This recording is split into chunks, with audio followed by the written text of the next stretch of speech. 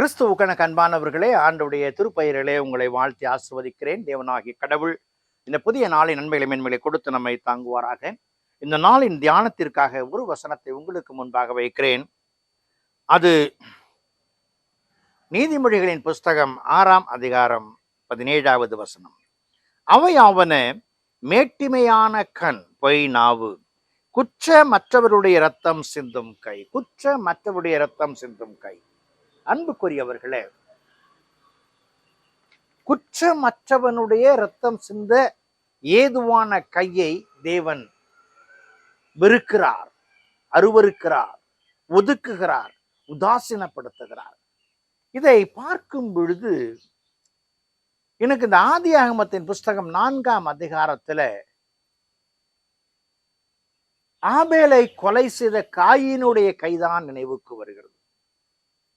ஆபேலை கொலை செய்த காயினுடைய கைதான் நினைவுக்கு வருகிறது. ஆபேல் குற்றமற்றவன். ஆண்டவருக்கும் காயினுக்கும் உள்ள பிரச்சனையை ஆண்டவரோடு பேசி சரி செய்து கொள்ள வேண்டிய காயின் அதை தவிர்த்து தன்னுடைய கைகளினால் தன் சகோதரனை கொலை செய்கிறான். ஆண்டவர் சொல்லுகிறார், நீ நன்மை செய்தால் மேன்மை இல்லையோ, பாவம் செய்தால் பாவம் உன் வாசற்படியில் படுத்திருக்கும் என்று சொல்லி காயினுடைய கை, இரத்தம் சிந்த தீவிரித்த கை, எது நன்மை எது சரி என்று ஆராய்வதற்கு இடமளிக்காதபடிக்கு குற்றப்படுத்துகிற ஒரு நிலையிலே அது காணப்படுகிறது. இன்னும் வேதத்திலே நாம் வருவோம் என்று சொன்னால், அப்னேர் என்று சொல்லி ஒரு படைத்தலைவன் இருக்கிறான். அவனை யோவாப் கொலை செய்கிறான்.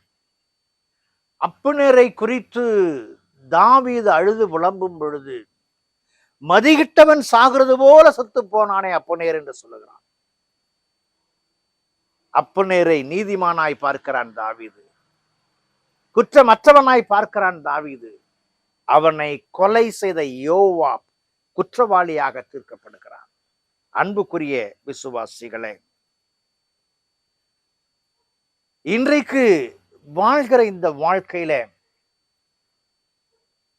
குற்றமற்றவனுடைய இரத்தம் சிந்துவதற்கு என்னுடைய கை ஏதுவாய் காணப்படுகிறதா? வேதம் சொல்லுகிற சங்கீதங்கள் புஸ்தகம் 9:16 துன்மார்க்கன் தன் கைகளினால் சிக்கிக் கொள்ளுகிறான். துன்மார்க்கன் தன் கைகளினால் சிக்கிக் கொள்ளுகிறான்.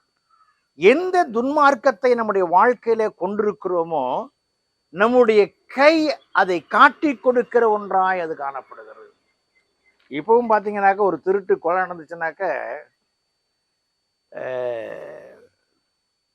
தடயவியல் அறிவியலர் அந்த தடயத்தை தேடும் பொழுது கை ரேகையை தேடுகிறார்கள். கை ரேகையை தேடுகிறார்கள். இங்கே ஆண்டவர் அருவருப்பானது என்று சொல்லும் பொழுது, குற்றமற்றவனை கொலை செய்தவனுடைய கை ஆண்டவருக்கு அருவருப்பானது என்று சொல்லி பார்க்கிறோம். கையோடு கை சேர்த்தாலும் துஷ்டன் தண்டனைக்கு தப்பான். கூட்டு களவாணிங்க ஒரு நாளும் தண்டனையிலிருந்து தப்பிக்க முடியாதுங்கிற. கையோடு கை சேர்த்தால். அன்புக்குரியவர்களே, இன்றைக்கு குற்றமற்றவர்களை குற்றவாளியாக்குவதற்கு ஏதுவான கையாய் என் கை இருக்கிறதா? இரத்தம் சிந்த தீவிரிக்காத கையாய் என் கை காணப்படுகிறதா? என் ஆண்டவருடைய கரத்தினால் ஆசீர்வதிக்கப்பட்ட நான், இஸ்ரவேலை ஆசீர்வதிப்பதே தேவனுக்கு பிரியம் என்கிற வார்த்தையை தியானிக்கிற நாம் குற்றம் செய்யாத கைகளை கரங்களை உடையவர்களாய் வாழ நாம் முற்படும் பொழுது, மீட்கப்பட்ட ஜனங்களாக இறைவனை துதிக்க ஸ்தோத்திரிக்க மட்டுமே கரங்களை பயன்படுத்தி இறைவனை மையப்படுத்துவோம் என்று சொன்னால், இறை அழைப்பு நம்மிலே நிறைவேறும் என்பதிலே மாற்றமில்லை. அந்த கிருபைகளை தேவன் கொடுத்தாங்குவாராக. ஜெபம் செய்வோம்.